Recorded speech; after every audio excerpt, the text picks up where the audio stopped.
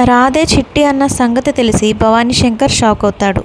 ఇన్నేళ్ళు మనం ఎక్కడెక్కడో వెతికించాం, లీటర్లు పెట్రోల్ కొట్టించాం.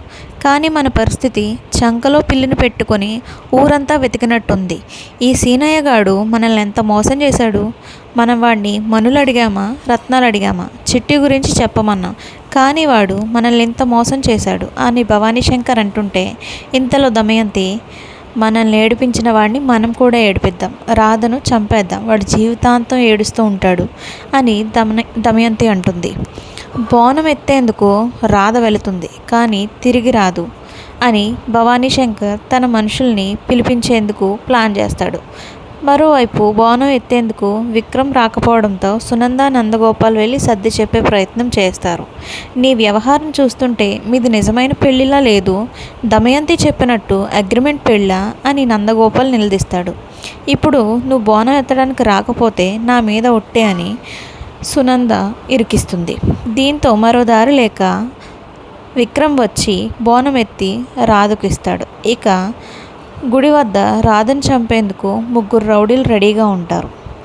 అయితే దమయంతి బోనం ఎత్తుకొని చిట్టి బయలుదేరుతుండగా, ఓసే చిట్టి, ఈ రోజుతో నీ ఆయుష్ తీరిపోతుంది. నువ్వు బోనాలు సమర్పించే లోపు నీ ప్రాణాలు గాల్లో కలిసిపోతాయి అని తనలో తాను అనుకుంటుంది.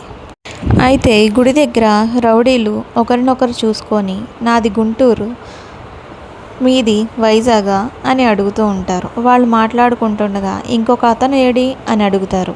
ఇంతలో 3వ రౌడీ కూడా వచ్చి ఒంగోలు అని చెప్తాడు. అయితే ఒక రౌడీ, ఇంతకీ ఎవరిని లేపేయాలి అని అడుగుతాడు. అయితే వేరే రౌడీ ఈ అమ్మాయిని లేపేయాలని రాధ ఫోటో చూపిస్తాడు. ఇంతలో రాధ వాళ్ళు వస్తూ ఉంటారు. పేరేంటి అని అడిగితే రాధ అని చెప్తాడు. అయితే మరోవైపు రాధ ముడుపు కట్టడానికి ప్రయత్నిస్తుండగా విక్రమ్ వచ్చి తనని ఎత్తుకొని ముడుపు కట్టిస్తాడు. నువ్వు బోనం ఎత్తడమే నాకు ఇష్టం లేదంటే ఇక్కడికి వచ్చాక నువ్వు ముడుపు కట్టిస్తావా అని విక్రమ్ రాధ మీద అరుస్తూ ఉంటాడు. ఇంతలో రాధ, నేనేమి ముడుపు కడతానని చెప్పలేదు కదా, పూజారి గారు చెప్పారు, అత్తయ్య గారు చేయమన్నారు అని వీళ్ళు మాట్లాడుకుంటుండగా రామచంద్ర ఇదంతా వింటూ ఉంటాడు. నువ్వు ఇలాంటి పూజలు పునస్కారాలు ఎన్ని చేసినా నువ్వు అనుకున్నది జరగదు రాదా అని విక్రమ్ అంటాడు. అయితే రామచంద్ర విక్రమ్ని పిలిచి, నువ్వు ఇప్పటి వరకు రాధతో మాట్లాడిందంతా నేను విన్నానురా అని అరుస్తూ ఉంటాడు. మామయ్యకి మా గురించి నిజం తెలిసిపోయిందా ఏంటి అని విక్రమ్ తనలో తాను అనుకుంటాడు.